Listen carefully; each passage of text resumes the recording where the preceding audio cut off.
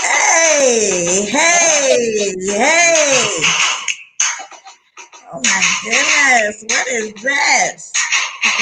Grinding. Grinding, grinding, grinding. That song speaks to what we do all day, every day.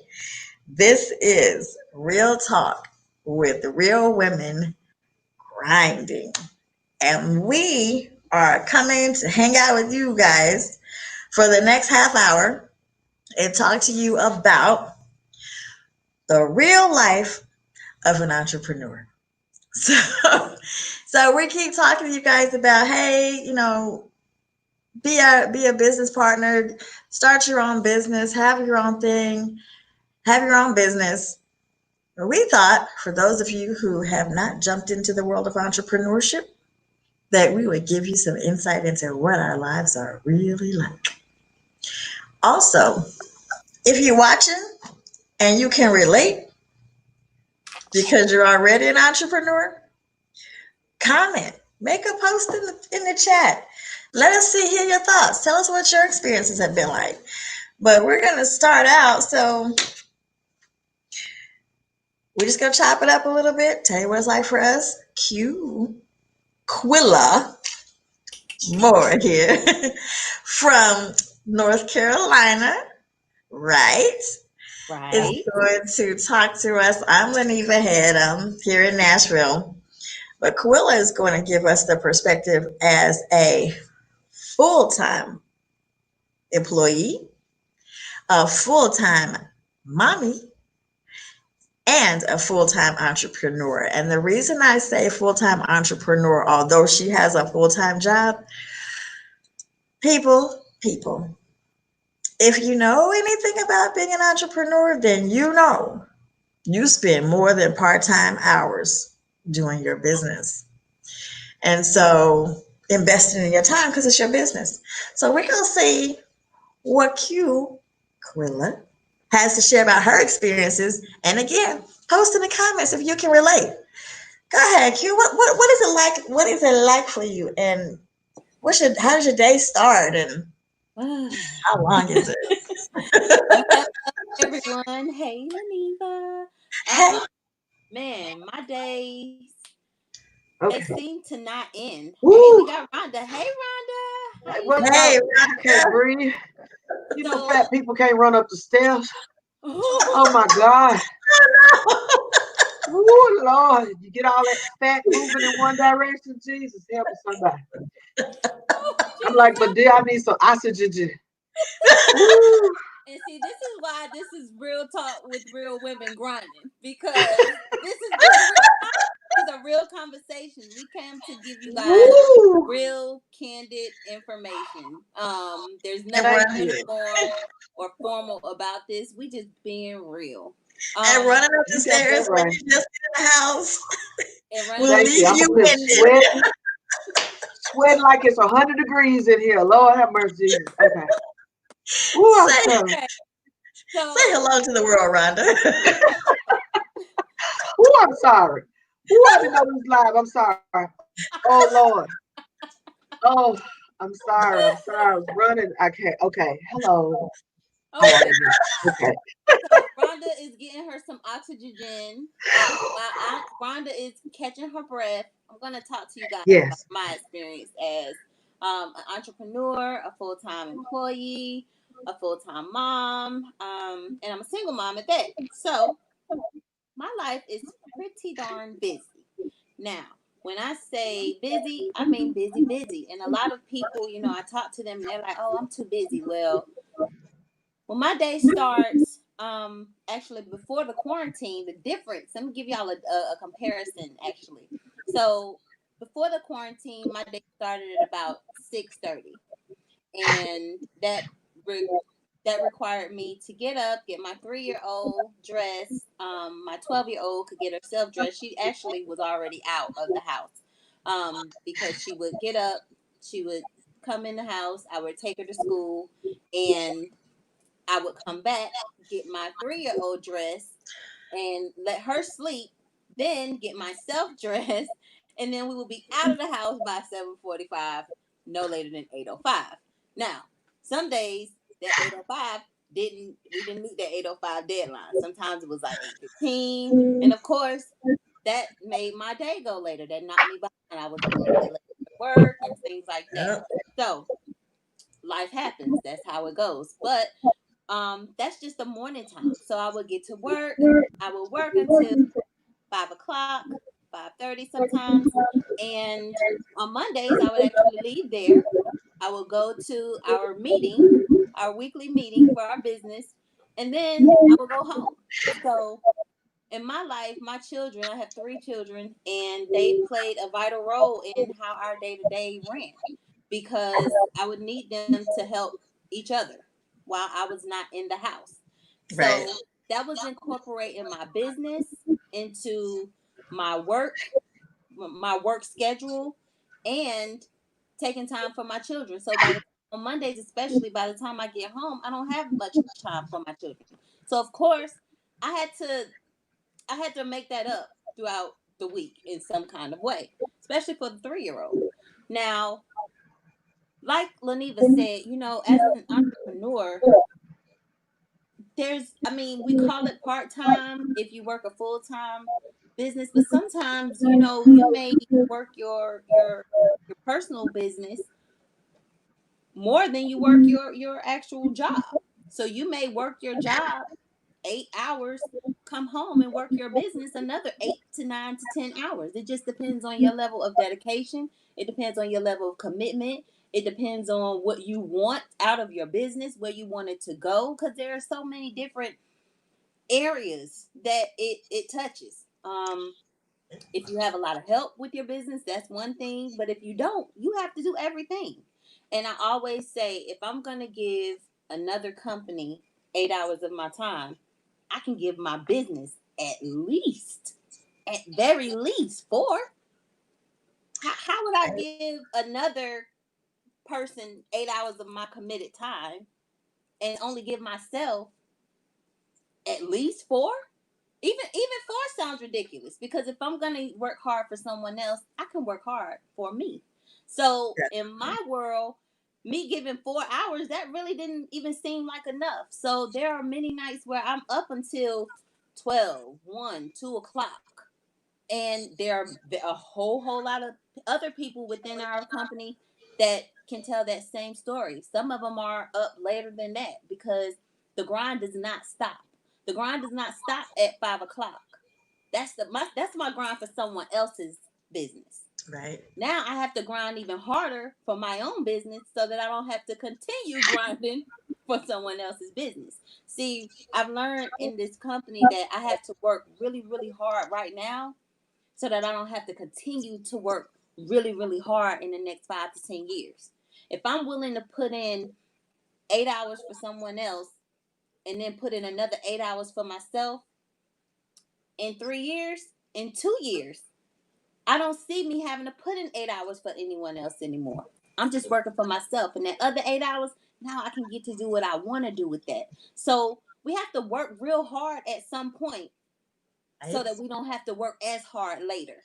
And just to incorporate your children, your family, because some people, they do have husbands, not me, but they do have husbands. But you have to get the buy-in of your family. You have to sit down and you have to talk to your family, and you have to ask them, how do you feel about this? And this is what I want to do. I know that, in a family you have to get the buy-in of other people, because you're not the only one affected. But if they see that it's extremely important to you and they understand the outcome and how it can benefit the family as a whole, then they're generally able to get on board. And even if they're not initially able to get on board, when they start seeing them checks and that money, they're going to jump on board. So I This is would true. say, for anyone who has started a business or who has joined our business and they don't necessarily have that buy-in, that full buy-in, you just keep going. You keep the peace and do what you have to do, but stay focused on your grind, because it's going to pay off.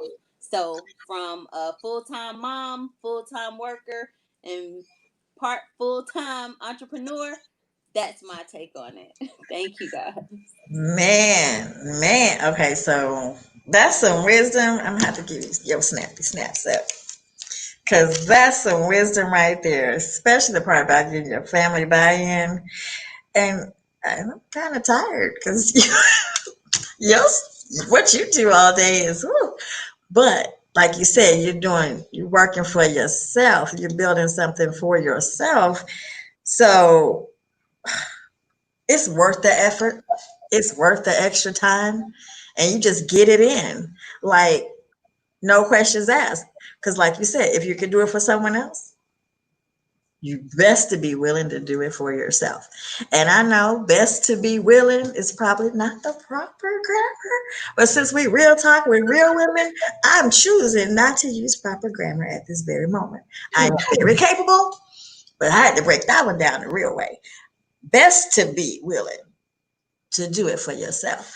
Now, you guys know that it's always four of us on the screen, and somebody is missing. You know who that one somebody is, right? Where oh where is Carmen. Carmen, aka Janae, is on location. So we're gonna do this amazing video that she's put together to share with her real life as an entrepreneur and give you guys some insight from the military perspective. And so even though she's not physically here, watch this, watch this, watch this. We are going to hear from Carmen. So let's see what she's got to say real quick. I am Janae, but I am coming to you with a video because we felt like it was so important for you to understand the perspective from the military. Being a former service member, 25 years serving the United States Army, I don't regret not one day. But I will tell you, as a mom, the struggle was truly real. I have 4 children, and so finding a daycare that's going to be open early enough, PT, late enough where you can get off duty, but at the same time,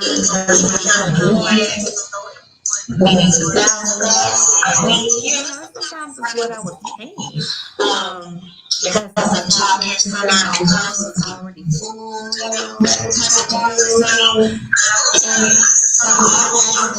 and when they're off work, guess what? The children too, because either the CDC, whatever or the school. So, you really didn't get a day off at all. Right. You guys who are military related can relate to what I'm saying on this. But I will tell you, since the last couple of years making my transition, I decided that I was not going to work for nobody else. The thing is to try to get a government job, mostly in a DOD, because you have your advantages and veterans preferences, and that's great. I do not want to work for anyone. I was answering to anyone, and I'm almost burned out. Waking up to that alarm. Honestly, I really just needed a break. A lot of my peers, they retiring. And I was like, I can't. So here I am.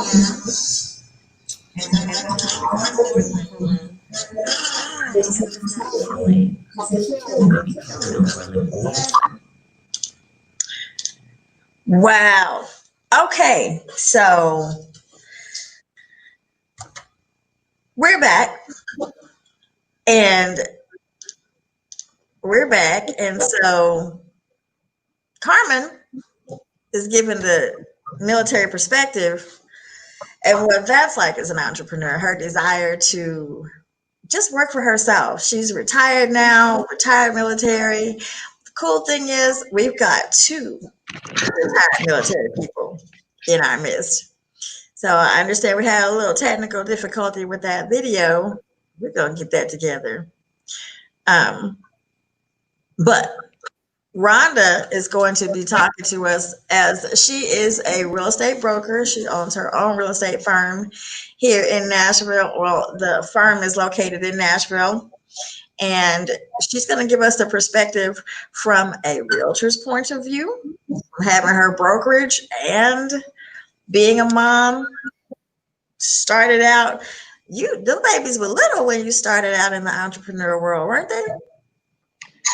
Yes, my son was real young. He's 28 now, and I got pregnant, had my daughter along my journey uh, as a realtor.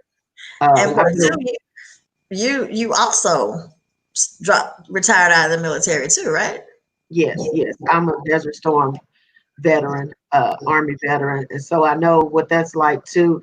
I think, besides being an entrepreneur, I've been employed by the government equally as many years between the Army and the USDA and all the, government places that I've worked. So I know what it's like to do that government grind as well and to want something more for your family. Um, I joined the military. I joined the Army when I was 20 years old. Oh And wow. I joined the Army to get some money to go to school. And then I ended up being gone in the desert. That was an education all its own. Okay, we're not even going to go there today. But let me just say that I do appreciate electricity and running water like nobody else, I do believe.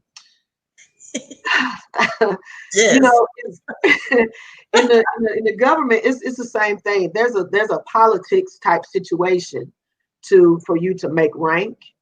You got to be liked. You got to play that role just like you do in the private sector. You have to do that same song and dance pretty much that you have to do in the public sector to advance in your career and to make more money and everything. So for me, the Army, again, that wasn't what I joined for. I love the Army. Don't get me wrong. I'm thankful for the experience. Now I'm a service disabled veteran Okay. at this point in my life. So I do appreciate that. But the government working for the Army, whether you've been in the Army or when I was an underwriter at USDA, your salary is capped. Period. Period. You make X number of dollars. You are salaried. You know what you're gonna make because of whatever GS grade you are in the federal government, whatever rank you have in the Army. You know you are capped. That is it. Whereas when you have your own business and you're a true entrepreneur, there is no salary cap. And for women of color, there's no glass ceiling when you are an entrepreneur, when you're doing your own thing. I was rushing back in today because I had clients in from California who are looking to move here to Nashville. So there's a big juggling act I do on a daily basis.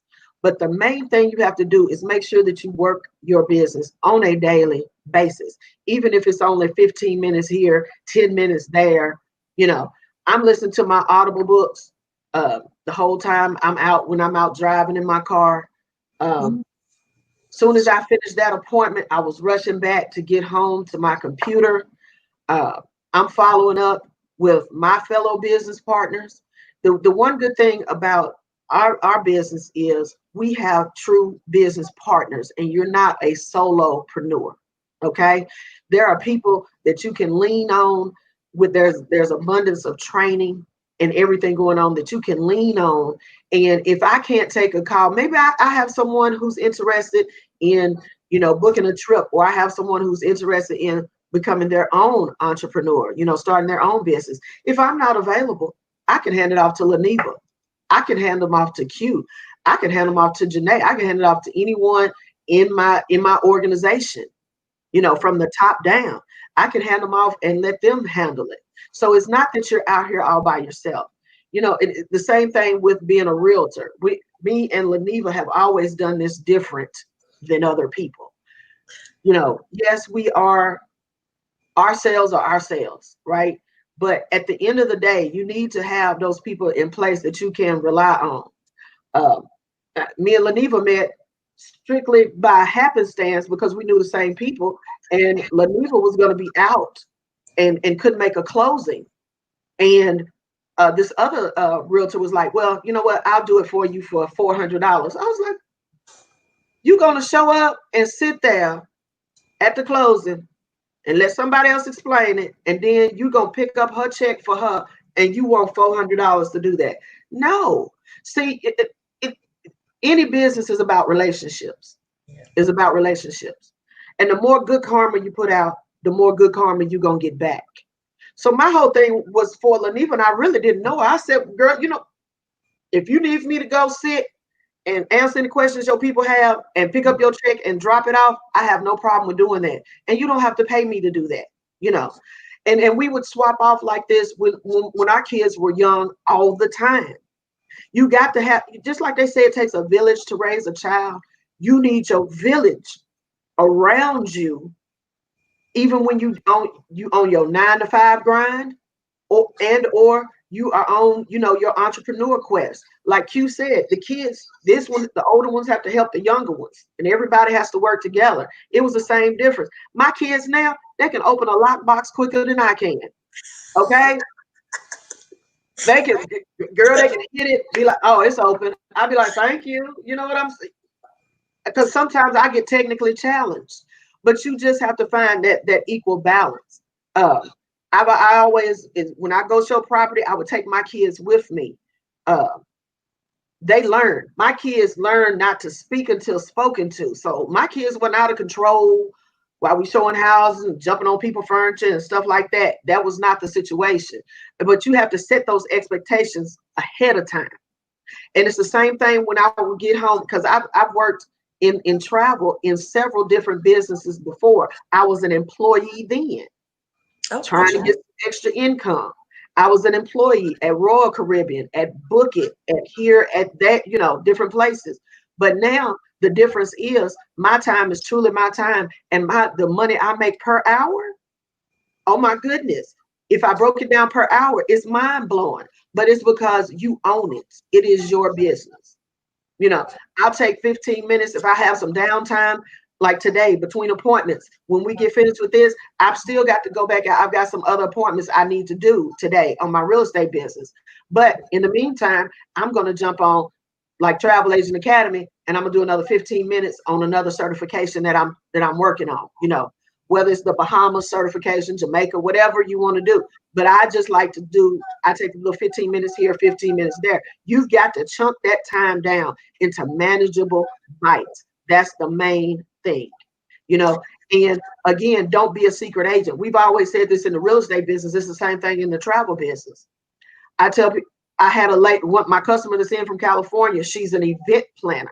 She plans weddings. I said, why don't you do destination weddings to go with that too?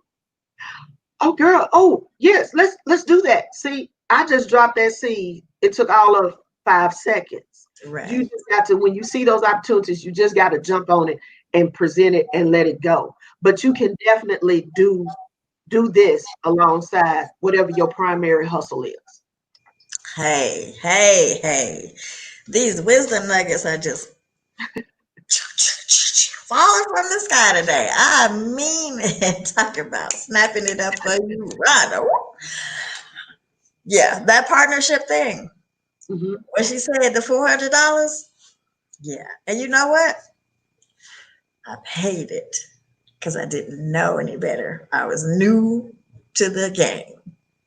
And I was 30 and had gotten chicken pox. 30, y'all. 30. Yes, she did. Chicken pox. Yes, she did. 30. Yeah. Okay, so let me clarify. So when I seen her pay it that first time, I said, I don't know her, but I'm gonna have to say something. I was like, well, let me hold my tongue. But then I was like, girl, wait a minute, hold on. Don't do that no more.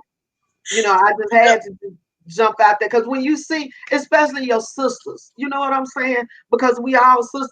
And I was like, I was gonna be up the street at the title company anyway. I may have had a closing that same day anyway. So I was like, you know, but then you say something.